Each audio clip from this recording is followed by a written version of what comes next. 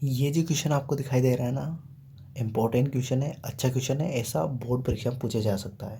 तो आपको इस क्वेश्चन को पूरा अच्छे समझना है। ये वीडियो आप देखेंगे तो आपको पूरा समझ में आ जाएगा, ठीक है ना। तो बस आपको वीडियो देखना है, आपको ये क्वेश्चन पूरा अच्छे समझ में आ जाएगा। चलो इस क्वेश्चन को करते हैं। तो इस क्वेश्चन में अपने को दिया हुआ है, एक बेलन की ऊंचाई अपने को दे रखी है 11 सेंटीमीटर। जो ये मैंने बना रखा है 11 सेंटीमीटर ऊंचाई का एक बेलन है, ठीक है। उसका वक्र पृष्ठीय क्षेत्रफल भी अपने को दिया हुआ है 968 वर्ग सेंटीमीटर। 968 वर्ग सेंटीमीटर इसका वक्र पृष्ठीय क्षेत्रफल दिया हुआ है। तो बेलन के आधार की त्रिज्या बतानी है अपनों को। तो बेलन के आधार की त्रिज्या क्या होगी, तो ये आधार की त्रिज्या क्या होगी वो बतानी है। तो देखो दिया क्या गया है अपने को, बेलन की ऊंचाई। तो ये ऊंचाई लिखा मैंने, ठीक है ना, बेलन की ऊंचाई। तो ये दे रखी है अपने को कितनी, 11 सेंटीमीटर। अब आप जैसे आगे देखोगे तो अपने को दिया हुआ है बेलन का वक्र पृष्ठीय क्षेत्रफल। बेलन का वक्र पृष्ठीय क्षेत्रफल। तो बेलन का वक्र पृष्ठ क्षेत्रफल ये अपनों को दिया हुआ है कितना, 968 सेंटीमीटर स्क्वायर। वर्ग सेंटीमीटर का मतलब होता है सेंटीमीटर का स्क्वायर, है ना। अब जो अपन जानते हैं, देखो अपनों को ये दिया हुआ है वक्र पृष्ठ क्षेत्रफल।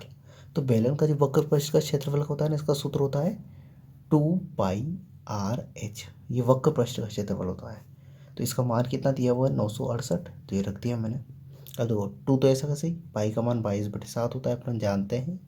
और आर त्रिज्या अपनों को ज्ञात करनी है, पता नहीं नहीं दे रखी है ना त्रिज्या का मान, ठीक है। और एच एच का मान दिया हुआ है 11 बराबर 968, ठीक है। अब देखो आगे क्या करने वाला हूँ मैं, यहाँ से समझना। अब यहाँ से क्या करूँगा मैं, आर का मान निकालूंगा। तो देखो नीचे नीचे क्या है, ओनली 7 है और नीचे कुछ भी नहीं है। तो इसके नीचे कुछ नहीं तो क्या है, 1 है। अब इस 7 तो इससे मल्टीप्लाई हो जाएगा। और जो ये आर के अलावा जो भी है, जैसे आर के अलावा 11, 11, ये 22 और 2, ये जो है नीचे चले जाएंगे, वज्र गुणा कर रहा हूँ मेरा। तो देखो आर बराबर क्या हो जाएगा मेरा, 9, 6, 8 और ये 7 तो इससे गुणा हो गया, तो गुणा 7 बटे। अब देखो आर से क्या क्या गुणा में था, 11 था, तो 11 इस नीचे की तरफ आ जाएगा, गुणा 22 भी था तो 22 भी नीचे आ गया, गुणा ये 2 भी था तो ये 2 भी नीचे आ गया, ठीक है। अब देखो आगे, अब काट रहा हूँ मैं, देखो 11 से काट रहा हूँ, 11 से कट जाएगा। देखो ये इसको काट रहा हूँ मैं, तो 11 का पहाड़ा बोला मैंने, 11 एकम 11। नीचे मैंने 11 को 11 में 11 का भाग दे दिया, एक आ गया। अब ऊपर वाले इसमें 11 का भाग दे रहा हूँ, देखो 11 का पहाड़ा बोला मैंने 8 बार, 11 8 कितने होते हैं, 88 होते हैं, 8 बार। अब 96 से 88 घटाया तो देखो 96 है, इसमें से 88 घटाऊंगा तो कितने बचेंगे, 8। अब इस 8 के आगे एक और 8 आ गया तो 88 बन गए। तो 11 8 है 88, तो ये इतनी बार चला गया, 8 8 बार। अब 996 में मैंने 968 ये जो थे, इसमें मैंने किसका भाग दिया है, 11 का। तो देखो यहाँ बता देता हूँ ये कैसे किया मैंने।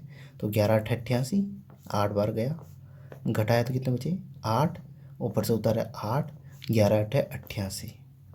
तो मैंने कुछ नहीं किया था, बस ये भाग दिया था। तो इस पूरे में मैंने भाग दिया तो कितना है, 88।